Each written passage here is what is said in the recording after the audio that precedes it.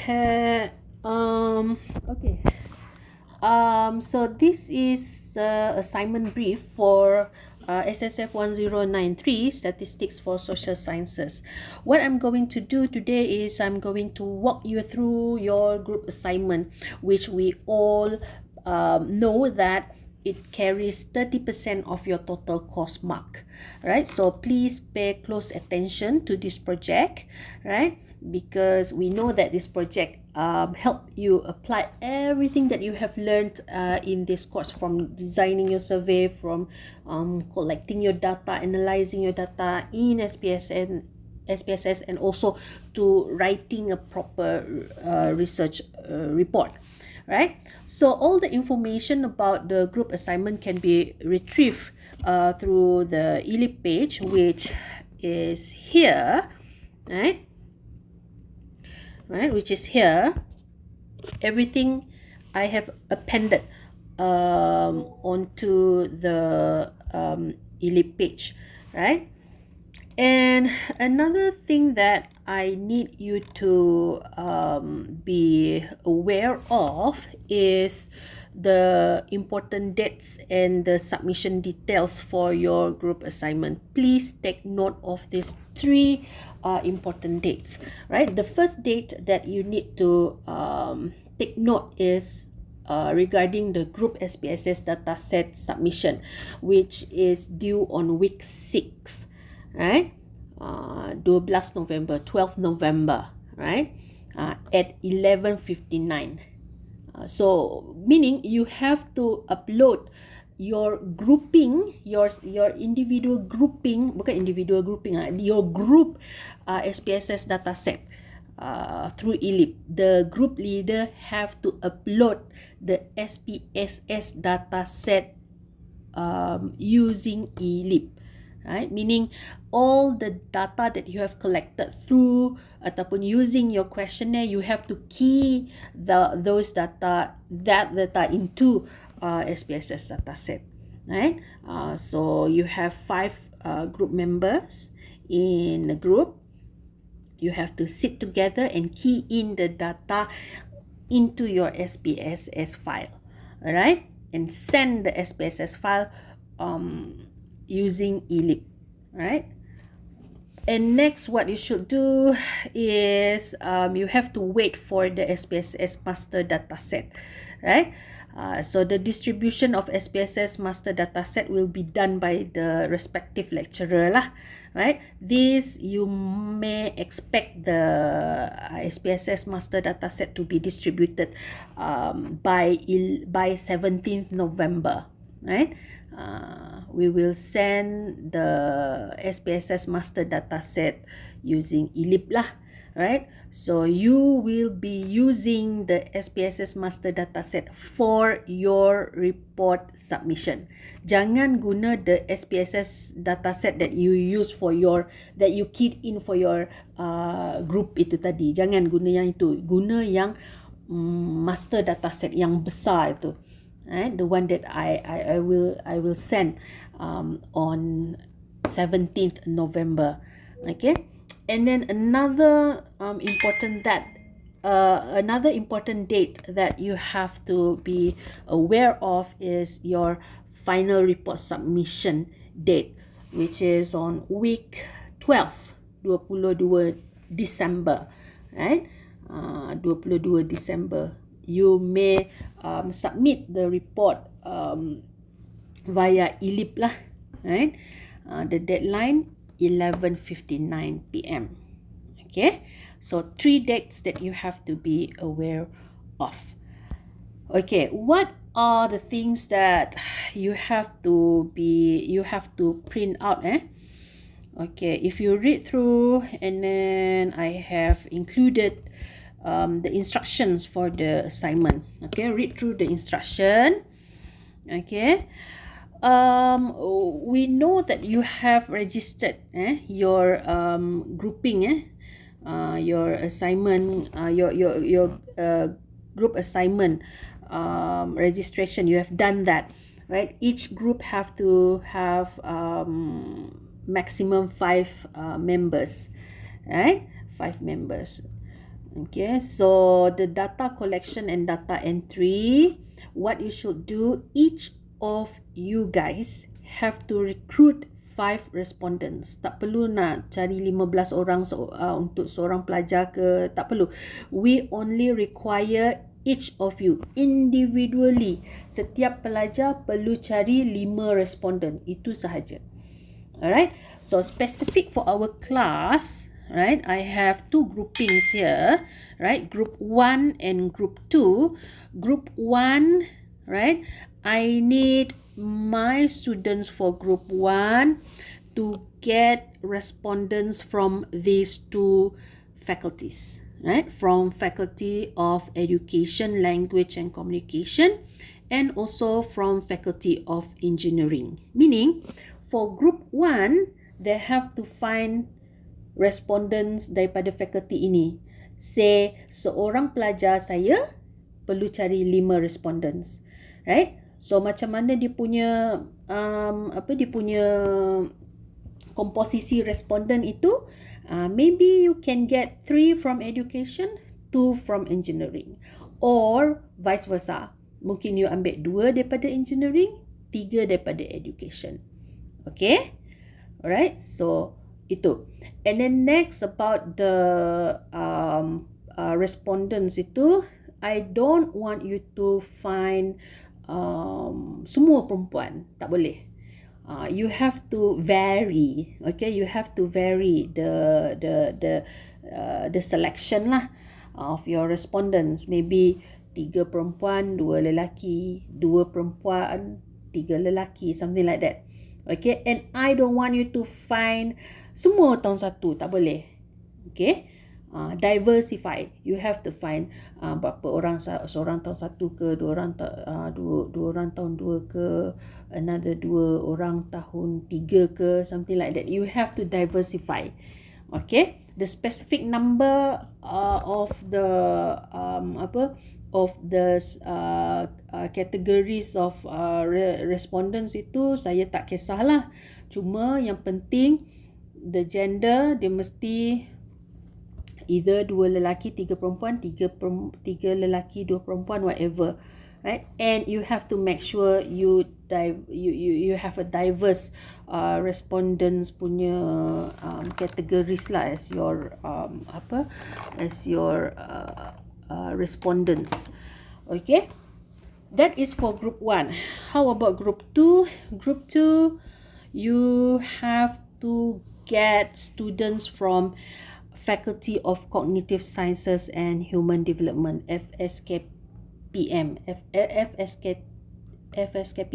FSKPM, right? And another is FIT, Faculty of Computer Science and Information Technology, right? Jadi group 2, you have to find students from these 2 faculties. Boleh faham Okay, so group 1 and group 2, different faculties. Okay, so I expect everybody know already who are your target respondents itu.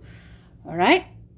Okay, now we go to the next important thing that you need to do is the data entry punya phase. Okay, once you have collected your data itu, right? Each of you individually you have 5 respondents kan. Each of you have 5 respondents, meaning dalam satu group, if one grouping ada 5 group members, 5 kali 5 ada 25 survey form yang telah diisi. Faham? Alright, so satu group ada 5 orang pelajar. Setiap pelajar kena cari 5 respondents. So 5 pelajar kali 5 respondents, kita ada berapa survey form yang telah diisi? 25 survey form.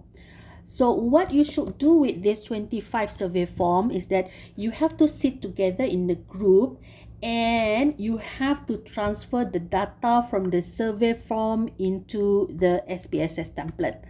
Alright, so the SPSS template, where is it? The SPSS template is here. Ini di sini. Okay, itu SPSS Variable Assignment SSF1093 semester 1 2025-2026.sav. That is our SPSS template. Okay, so you have to transfer the data from your survey form into your SPSS template. Okay, jangan you buat sendiri-sendiri, tak boleh. Every group have to have their own data, right? 25 orang responden telah dimasukkan di dalam SPSS data file itu. Alright? So each group will enter their data into the SPSS template and you have to submit only one data set. Jangan setiap orang submit untuk diri dia sendiri, tak boleh. I only need the group leader to submit the data set. Alright, so the data set itu you have to submit by 12 November. Right, by 12 November you have 1 week for your data collection and for your for transferring the data into SPSS. Kita ada 1 minggu saja. We are on a very tight schedule. Okay, so you masukkan data tersebut dalam SPSS file. Alright, so once you have submitted the data, the SPSS file itu di dalam ELIP, what I will be going to do is that I will combine your data, right, your SPSS file itu from each of our groupings itu di dalam group 1, group 2 itu saya akan gabungkan and I will combine it with the other programs.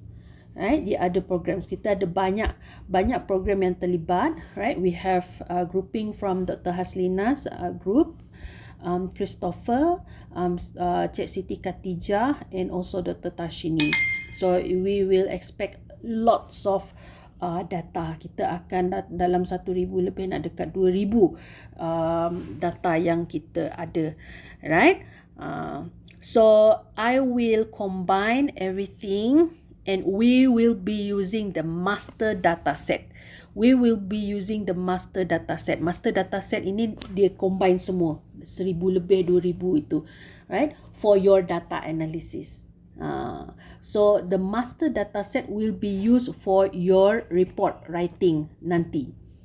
Grouping yang tidak menggunakan master data set ini, saya akan straight away I will give you 0 because you are not listening to the instruction. Okay, pastikan you are using the correct data set. Okay, bila data set itu akan diberi, right, refer to your ELIP nanti tadi. Dia dah terkeluar dah ni. Okay, refer balik ELIP bila saya akan distribute the master data set on 17th November. Okay, on 17th November saya akan bagi the master data set on 17th November. Alright, 17 Disember itu nanti you download the master data set, guna master data set itu untuk report writing. Alright, now report writing, what is expected in the report? Kita dah bagi tahu dah dalam ni apa yang perlu ada, right? So we will require students to do frequency analysis, descriptive analysis, cross steps and chi-square test, one sample t-test, independent sample t-test, one way ANOVA, correlation and scatter plot. Alright, so kita dah bagi tahu berapa banyak analisis yang perlu dilakukan and the expected outputs, right? So your reports should consist of all these sections. Kita ada section 1, section 2, section 3, semua ini kita dah bagi dah kepada pelajar. What you should do, you follow all these instructions sahaja. Okay, so I need you to ensure all the visuals are clearly labeled, the reference dalam teks itu, okay, and we limit the content of the report to only 20 to 25 pages sahaja, right? And these 25 pages, 20 to 25 pages, it should include graphs and table. Don't put graphs and tables as appendix. Jangan. So letak graph dalam table, dalam teks itu. Right? And your report should also include table of content and list of references. Alright? And also what you should do for citation, you will need to have at least 10 references for the report, and it should be updated. The references should not be more than 5 years ago. Boleh Alright, so it's very clear, this one, it's very clear what you should do. Semua dah ada, right? I expect everybody can do it. You have 5 brains in your group. Takkanlah seorang pun tak tahu macam mana nak menulis, right? So I need you to work together, right? As a group, bagi kerjasama. Okay? And regarding the language, you may produce the report in English or Bahasa Melayu, right? The font type you should use Times New Roman, size 12, spacing 1.5. You have to justify the paragraph. Because this formatting punya marks, dia ada markah untuk formatting. Nanti saya akan bagi awak rubrik untuk marking. So you have to ensure juga no typos or spelling mistakes. Okay. And the submission of the report, macam saya bagi tahu tadi, 22 Disember. You have to submit via e-lib. Okay, guna e-lib. Alright. Rubric of assessment. Rubric of assessment itu kita akan marking dia menggunakan rubric. And the total marks allotted for this report is 60%, 60 marks. And then it will be weighted. Dia akan diberi wajaran 30% for the of your overall marks lah. Alright. So macam mana rupa rubrik itu? Okay. Sekejap kita tengok rubrik. Okay, rubric you can get it from the rubric yang saya bagi dalam e-lib page ini. Alright, here mana rubric? Here, right? Rubric. Or also you can find the rubric here dekat cover page template, right? So macam mana rupa cover page template itu? Here like this. Use the cover page template file. Okay, use the cover page template file. Okay, saya punya ni lambat sikit. I don't know why. Okay. Okay, it's okay lah. Kita tengok rubrik saja dulu.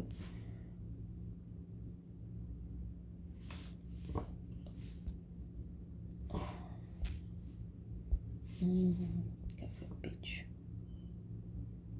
Cover page ni memang lambat lah. Okay, we go look at the rubric dulu.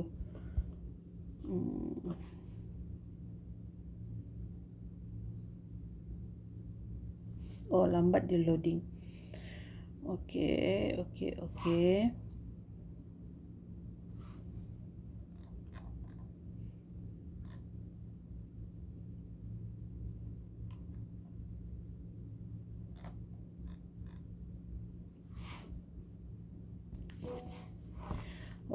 rubric slow.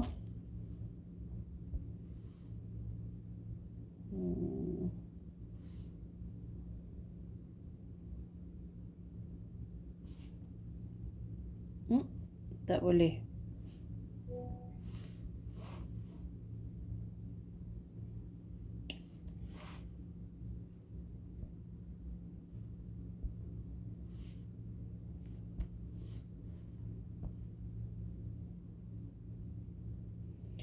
Okay, so this is the rubric.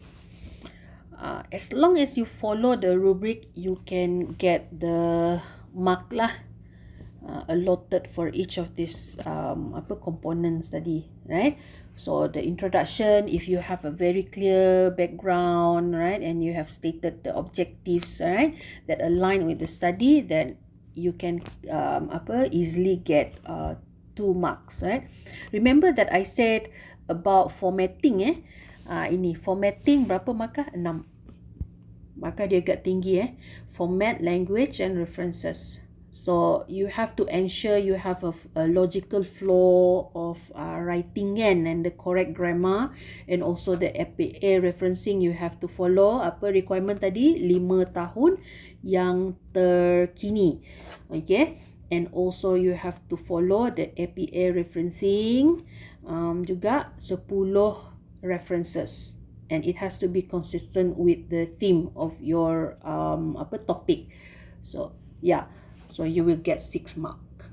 Alright, and then the group cover page, saya download sekejap.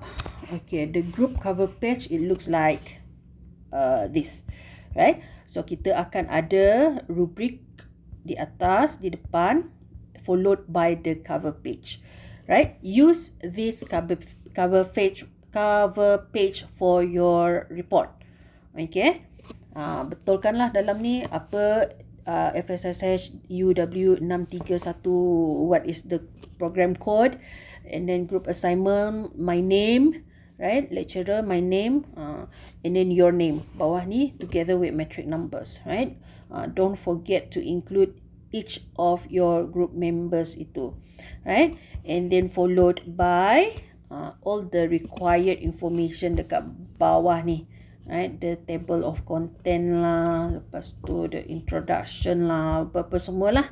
Okay, saya dah bagi dah dekat sini. So just follow and use this cover page and this file, right? Just masukkan information bila you nak menulis report nanti, masukkan guna file ini. Jangan you guna sendiri-sendiri, lepas tu you tak ada rubrik, lepas tu tak ada cover page pula, right? Ada orang buat macam tu, ya, previous semester and the semester before, right? People, ada students yang bagi kosong sahaja, tak ada cover page, tak ada apa, even nama dia pun tak ada, right? I deduct mark 2 marks, paling tinggi saya deduct, right? Walaupun markah 2 markah tu macam sikit, tetapi actually dia memberi kesan yang sangat besar, right? Whether you will get A or B or B or C. Okay, faham Alright, so use this cover page, semua saya dah bagi. Alright, use this cover page templates, use this template for your writing together dengan rubrik tadi kan. Rubrik saya dah bagi dah. Okay, alright.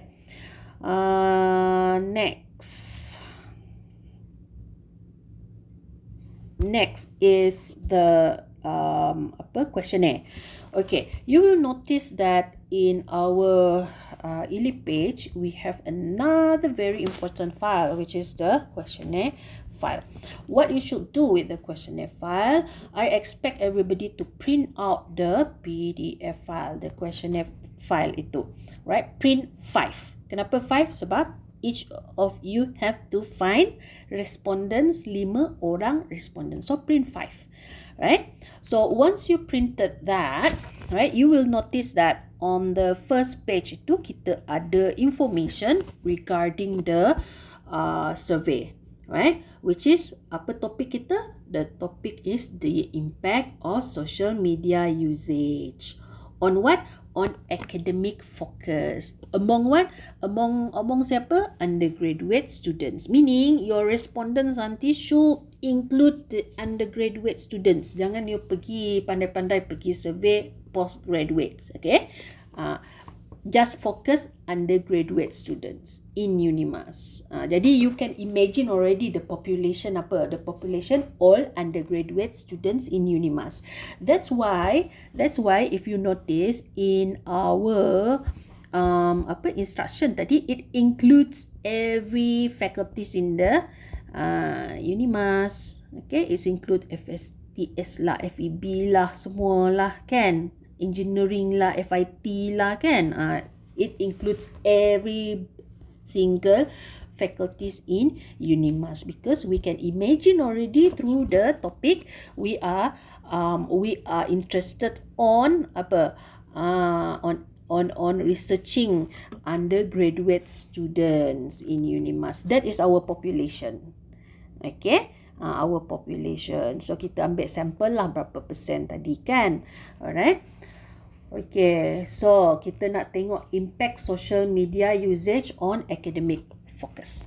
Okay, now this is the ethics. Ethics, like what we have already understand. When we want to do survey, we have to be wary of this, right? You don't paksa people to participate in your research. Jangan you pergi F apa tadi kita punya ni FSKPM. Jangan you pergi FSKPM lepas tu tengok student tu, lepas tu dia paksa dia untuk isi kan. No, we don't want that, because ethics rule of thumb for researcher, social sciences researcher, participation from respondents is voluntary. Dia dengan seikhlas hati mesti dia mesti ikhlas untuk turut serta di dalam kajian. Kalau dia tak nak, jangan paksa. Okay, and you have to explain to those students that the responses itu will remain anonymous and confidential. Okay, and also the respondents also, they may choose not to answer any question, or if they want to decide halfway, they want to stop at any time, you have to you have to follow what the respondents want. Jangan halfway dia kata, oh saya nak pergi lecture ni, saya dah lambat, mohon maaf lah, saya tak nak participate lagi dah. So you have to follow apa yang dia nak. You have to stop. Okay, what you should do with the questionnaire, you start barulah, you cari responden baru. Okay. And also there will be no personal identifiers will be collected. You don't collect students' metric number. Right? Jangan collect students' metric number. I know that in the SPSS file we have the metric number. Ada satu kolom metric number tu dalam SPSS file itu. That is not the metric number of the respondents. That is your metric number, because I want to monitor siapa yang dah isi, siapa yang belum isi, siapa yang ada masalah dalam data tersebut. I can straight away I can later I can find the students and request to look at the questionnaire. Okay, itu. So if you open your SPSS file, you will see, ada ke dia punya metric number? Oh, tak ada metric number. Okay. If you open the if you open the SPSS file, you will see dia ada respondent ID, group number, study program, and which group are you from. Okay. So respondent ID is the identifier, the ID of your respondent itu. Respondent yang pertama, so you write 1. Okay, and then the next page, maybe the next questionnaire, maybe you write 2. Right, the next one you write 3. Okay, the next one you write 4. Next you pergi cari responden baru 5. So you will have 5 questionnaire yang telah diisi. Okay, 5 questionnaire yang telah diisi. Alright. So yang itu yang akan you letak di dalam variable yang pertama itu, iaitu respondent ID. You letaklah, tulis 1, 2, 3, 4, 5. That is for your own. And then your group member yang seorang lagi, Aminah contohnya, dia akan ada 1, 2, 3, 4, 5 for her own. Boleh And then Seorang lagi John, contohnya John ada 5 responden, dia akan tulis 1, 2, 3, 4, 5 macam tu. Alright. Okay, so that is how you key in your data nanti. Okay. And then group number, your own group apa? Awak ada group apa? Okay, group nombor apa? You carilah dalam ELIP tu, dia ada nombor group awak. Group 1, group 5, group 7, right? Write down your group number. And then study program apa? You pilih sahaja. And then which group, whether you are from group 1 or group 2. Alright? So it's very straightforward. It's very straightforward. Okay, now what you should do bila you pergi cari respondent, right? You may ask respondent to fill in the questionnaire, or maybe you can interview dia, lepas tu you tanda untuk dia. Okay? You tolong tanda lah untuk dia. Okay, boleh juga you bagi questionnaire, mohon tolong isi, dia isi. Okay? In case kalau dia ada masalah untuk memahami soalan, dia boleh tanya awak. You can guide her or him. Okay, so basically for section A, it's very straightforward. Personal profile itu, right? Very straightforward. Tanda, right? Macam soalan 1 itu, that this is what we call closed-ended question. Closed-ended, dia ada pilihan yang terhad 1 ataupun 2. Untuk soalan yang kedua, age itu adalah berbentuk open-ended. So the respondent can answer anything yang dia nak, 25 tahun ke, 21 tahun ke, 14 tahun ke, dekat situ. Alright? Okay, current year of study at above faculty, bolehlah tahun 1 ke, tahun 2 ke, tahun 3 ke, tahun 4, whatever. Okay, and for the current CGPA for first year students, yang ini previous CGPA lah. Berapa CGPA yang dia dapat untuk matric dulu ataupun masa dia diploma dulu. Kan, kalau you ask the respondent first year kan, berapa dia dapat untuk STPM, right? So you have to write down the CGPA. Kalau dia student tahun 2 contohnya, berapa dia dapat last semester kan, CGPA dia. Okay, write down the CGPA. Kita tak nak GPA, kita nak CGPA. Alright. And then next is section B, which is social media usage. Since our topic is on social media and the usage of the social media. Alright, berapa average hours on social media per day last week? Berapa jam dia spend on social media minggu lepas on average? So kita boleh agak-agak bagi respondents tu agak-agak. Okay, jangan respondent cakap, saya rasa average sehari saya spend last week dalam 5 jam. Dia cakap macam tu kan. Lepas tu janganlah pula you cakap kat dia, jangan 5 jam tu banyak, patut awak buat 1 jam je. Janganlah kan. Let the respondents answer the questions by himself. Alright? Saya rasa 2 jam. Jangan, letak 10. Kita jangan cakap macam tu. Let them answer. Okay? Alright. Melainkan kalau dia lari, dia letak 2 hari instead of 2 jam kan, tak boleh lah. We have to follow the format lah. Kita nak hours, so kita letak hours. Okay? Okay. And the primary platform use, only choose one. Satu saja dia kena pilih. Jangan dia pilih, okay, banyak, dia letak semua. Dia tanda semua, tak boleh. Tanda satu saja. Katakanlah dia pengguna tega TikTok. So dia tandalah TikTok. Katakanlah dia guna dua-dua, TikTok dengan Instagram. You minta lah dia pilih yang mana satu yang dia rasa dia paling banyak guna. Right? Next, untuk ni soalan 14, the respondents have to rank the platform, right? Ranking apa? Ranking 1 paling banyak dia guna, 5 paling sedikit dia guna, right? So dia tandalah mana yang dia paling banyak guna. Mungkin Facebook dia paling banyak guna, 1 dia letak Facebook, followed by TikTok 2, followed by Instagram 3, macam tu. Alright? Guide your respondents. Jangan you pula yang blur kan. So this is the main reason why I brief you today. Okay?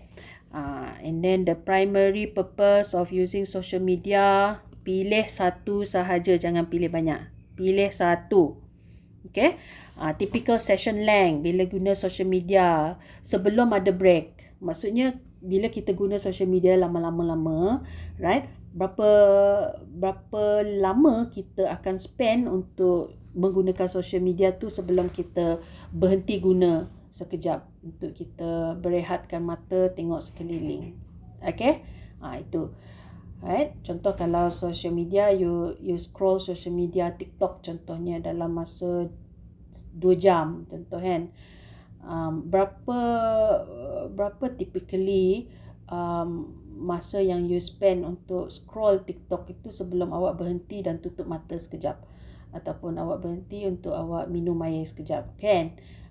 Mungkin 30 minit ke 60 minit ataupun berapa you can actually guess lah berapa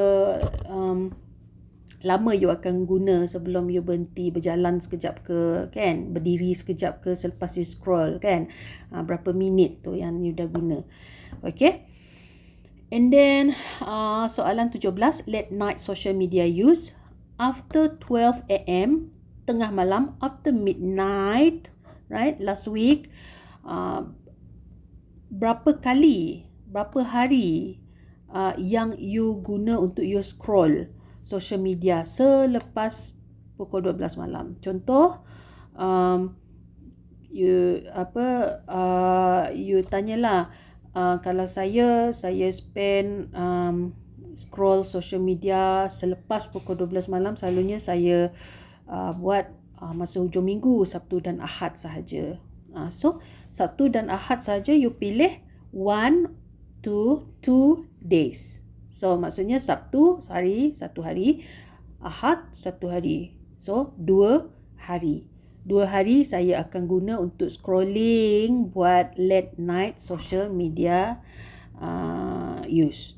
Okay, katakanlah pelajar tu, tiap malam saya scroll tengah malam kan, sebelum tidur saya scroll sampai saya tidur, pukul 1, pukul 2 macam tu scroll kan, TikTok kan.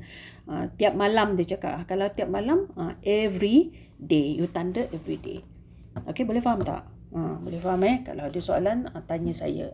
Kalau ada soalan, tanya kelas representative. Alright. Now, section C, study habits. Study habits ni, you have to ask them on average. Berapa masa yang dia spend untuk each of these following activities. Maksudnya berapa jam sehari. Reading, untuk dia reading newspaper, novels, magazines, komik, berapa jam, right?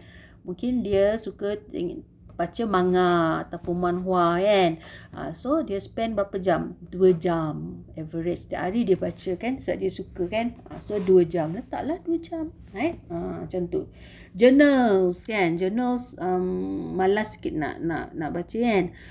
Selalu kalau baca pun sejam kan. Bolehlah letak sejam. Kalau dia kata okay, 3 jam, letaklah 3 jam, right? Revision, berapa lama you spend untuk you buat revision tiap hari kan. Maybe spend 4 jam kan, 3 jam, whatever, right? So agak-agak lah, as the respondents tu agak-agak. Alright. How soon they start doing their assignment before due date. How soon, seberapa cepat, seberapa pantas selepas mendapatkan instruction tu, bila dia start buat assignment. Pada minggu pertama, pada minggu kedua selepas mendapat instruction, pada minggu ketiga, bila. So kalau dia start right away on the first week, after they receive the instruction of the assignment, within that 1 week itu dia terus bincang pasal assignment, itu maksudnya satulah, you write down 1 week. Contoh kalau dia kata okay, usually we will let the instruction to marinate in our laptop dulu dalam 2 minggu, after 2 weeks baru kita start up. So you letaklah 2 minggu. Okay, so yeah, it's pretty much depending on the respondents punya reply lah. Right, what you should do, you as the instructor ataupun enumerator, you have to guide them on answering the questions that they don't understand, or maybe you can rephrase the questions yang mana question yang tidak difahami oleh respondent. Okay, so this section D pula, academic focus, is pretty much very straightforward.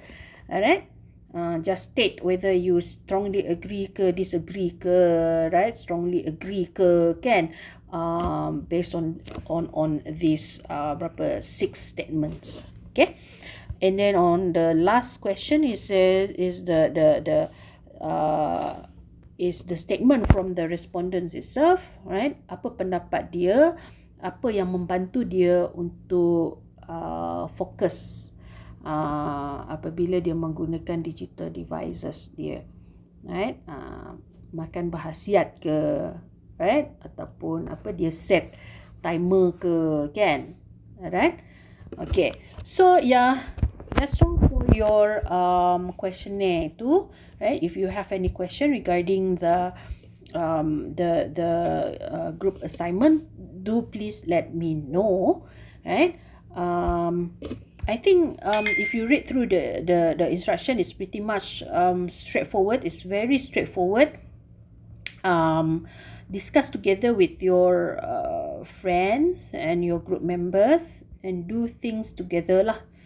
Alright, do things together, write together, key in together, find the respondents together, right? Since we are on a very tight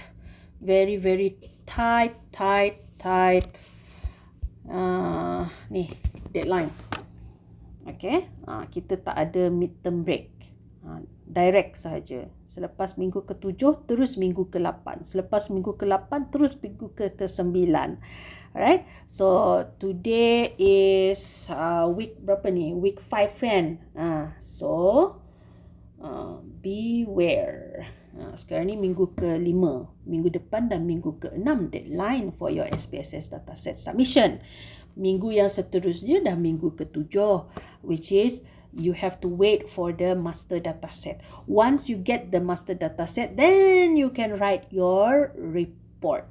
7, 8, 9, 10, 11. You have 1 month for your report writing process. Ada 1 bulan saja untuk you menulis your report dan buat analisis. Okay, so work together. Alright, so I think that's all for the walkthrough. If you have any question that you want to ask me, right, please communicate your question through your group, right? Ask around lah, ask around. Jangan you direct tanya kepada saya, right? Ask around. Tanya dalam group WhatsApp kumpulan, right? Maybe somebody know the answer. We don't know. Saya tak tahulah, tapi mungkin somebody know the answer lah for your question. Tak perlu nak pergi tanya saya pun. Alright? Kalau semua kepala 60 orang pelajar, 100 orang pelajar dalam kelas pun tak tahu macam mana nak jawab, baru you tanya saya. Okay? Alright. So, do please follow the instructions carefully. Right? If you follow the instruction carefully, you will surely score well. Alright? Alright. So, yeah, I think that's all for the walkthrough. I will see you next lecture. Alright? Okay. Thank you. Bye.